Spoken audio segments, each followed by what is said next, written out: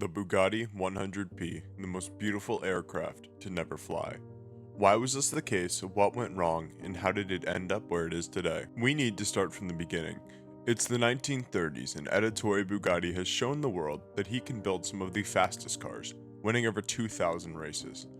Ettore now looks to the clouds and begins to play with the idea of building an aircraft. The aircraft designed alongside Bugatti's chief engineer Louis Demange would be called the Bugatti 100p.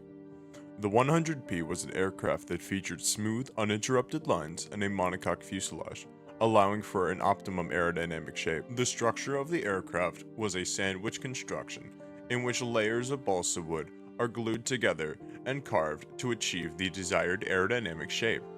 The airframe was then covered with tulip wood strips, linen, and lacquer coating to enhance aerodynamic attributes. The wing spar can only go between the engines, so the wings have a forward sweep to maintain a positive center of gravity.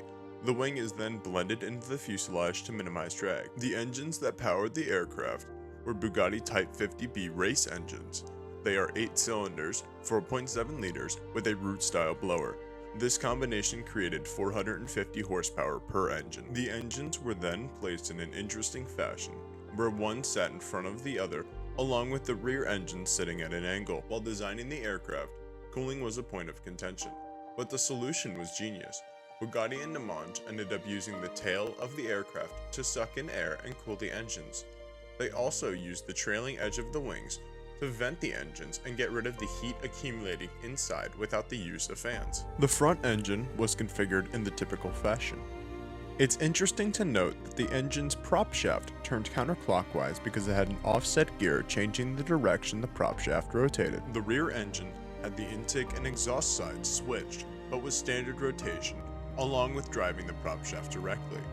Switching the side of the intake and exhaust made it so an exhaust port could be mounted on each side of the fuselage, creating space so a prop shaft could run behind the front engine. Power was then transferred to the props with thin wall tubes and universal joints made of leather. The props were contra-rotating or spinning in opposite directions to eliminate torque reaction. Surprisingly, the front engine drives the rear prop, and the rear engine powers the front prop, along with the gearbox being made of magnesium. When all this engineering came together, it created something beautiful and groundbreaking for its time, with a designed max speed of 500 to 550 miles per hour, along with both engines working together in harmony to produce over 900 horsepower. The 100p was extremely light, at only 3,086 pounds. It was also quite small, being only 25.5 feet long, with a wingspan of 27 feet. What happened to this aircraft? It looked like a success. Development was stopped on June 24, 1940, when Nazi Germany invaded Paris. The aircraft was dismantled and taken to Bugatti's estate north of Paris and hidden away in a service barn, where Germany was unsuccessful in finding it. During World War II, Bugatti returned to his earlier work on automobiles and bicycles, but did not work on any aircraft. Louis Demange also abandoned aircraft work at this time. After World War II, Ettore Bugatti died on the 21st of August, 1947, before the 100p was completed. The 100p sat for years until it was sold to Serge Perzoli in 1960, where he made no attempt to restore it, but offered it to museums in France, which declined. In 1970, American Ray Jones bought the aircraft for $18,000 plus $10,000 for crating and then shipping it to Detroit. The engines were removed before it was crated, and they are now in England being used in Bugatti racing cars. In 1971, Ray Jones sold the airframe for $6,000 to Dr. Peter Williamson, who was an avid classic Bugatti car collector. Dr. Williamson then financed the restoration effort begun by Vintage Auto Restorations in Ridgefield, Connecticut. Louis Demange was also involved in restoration efforts to a small degree. He saw the aircraft during its restoration and became emotional because he thought that it had been lost to time.